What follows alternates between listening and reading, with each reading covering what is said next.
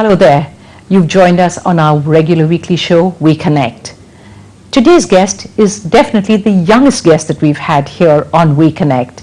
She's Anjali Chandrasekhar, a very wise head on very young shoulders.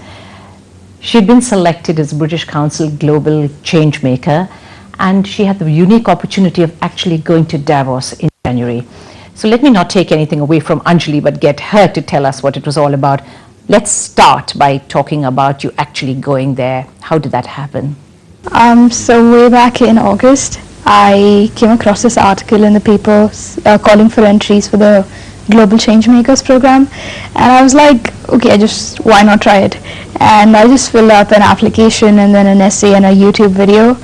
And so the British Council Global Changemakers program is an initiative by them which brings together 60 brilliant young change makers who are making a significant difference in society. So I just got a reply from them one weekend saying that, and that's when I made a trip to the Global Youth Summit. Right, but that was in the UK first, so that was before you actually went to Davos, right? But when you say that you entered, so what kind of YouTube did you send? What was it about you that you do that actually got you onto that program?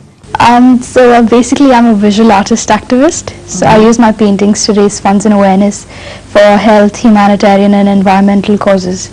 So the YouTube video is basically about, my strengths and weaknesses and why I really wanted to mingle with these 59 other change makers, and that's how I made it. Right. You've been doing that though, Anjali, from the time you were a little girl. Yeah, since I was 4. Old. I began painting when I was 4 and right. took to activism when I was 10. Right. How does a 10-year-old become an activist? I need to know that. Well, it all started off with my grandmother actually. So she runs a trust for children with multiple disabilities.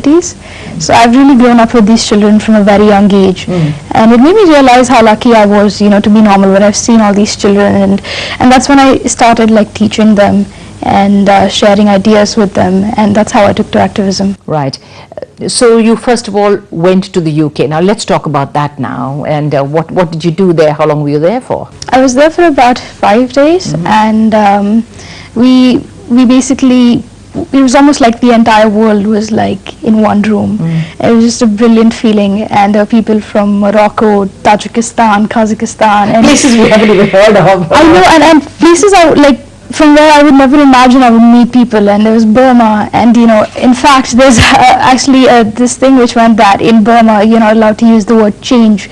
So in Burma they're only called the global makers and not the global change makers. Right. But and then we came up with these things called GAPs, which are global action projects, and they're on key issues like poverty and hunger relief, education, HIV, AIDS, girls and women's empowerment, and the one I took was environment and climate change.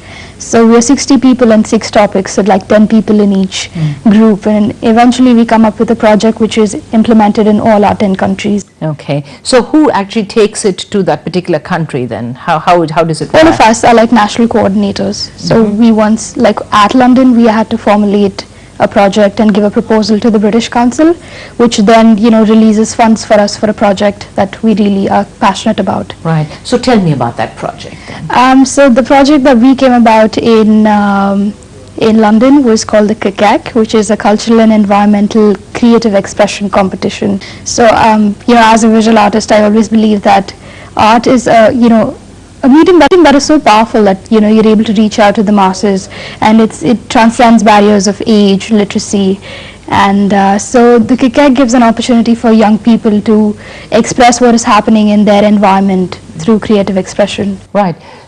So basically you're saying here that your art and the painting that you do actually has brought you into the limelight in a way. It has. I mean, I always believe that good that you do always comes back to you in some way or the other. And I think, going all the way to the World Economic Forum was proof of it. Right. So first the UK, and then, of course, along came Davos. Now, let's talk about Davos, because you were just one of 5 young people who were there.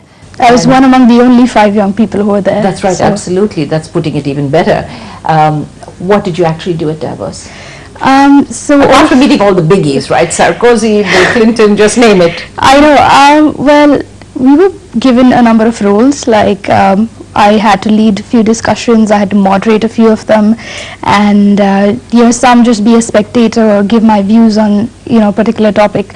And one thing I realized about the WEF was that it's called the World Economic Forum, but they have such a wide range of topics that come under this forum. A lot of people think it's only economics, but as an artist I have so much more to contribute to the forum. So the forum gets dancers, entertainers, musicians, artists, and amongst business tycoons and world leaders. Right.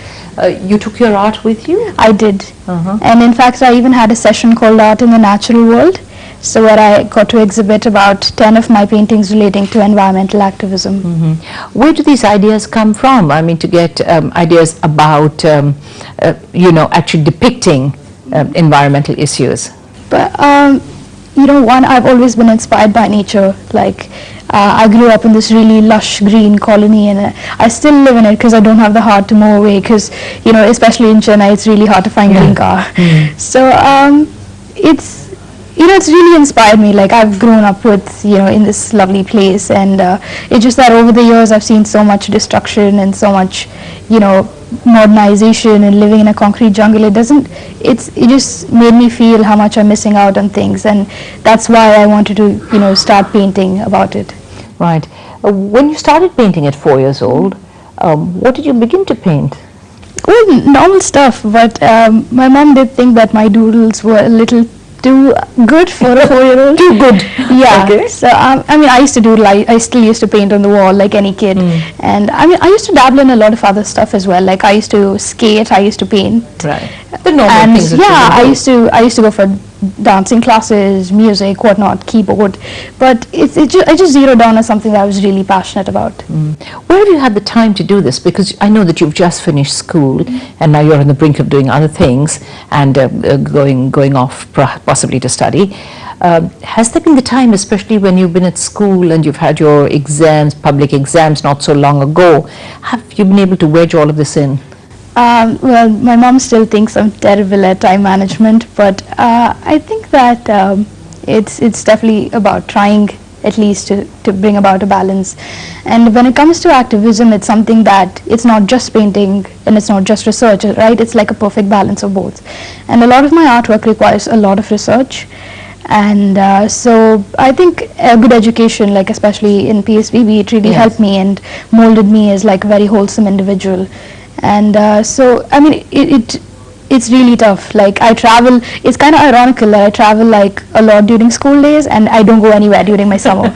So I just have to come back and catch up with it. Right. We'll come back in a very short while, but when we do that, we're going to talk to Anjali a little more about her future plans and where she's at this point of time in her artistic journey. Be back with you.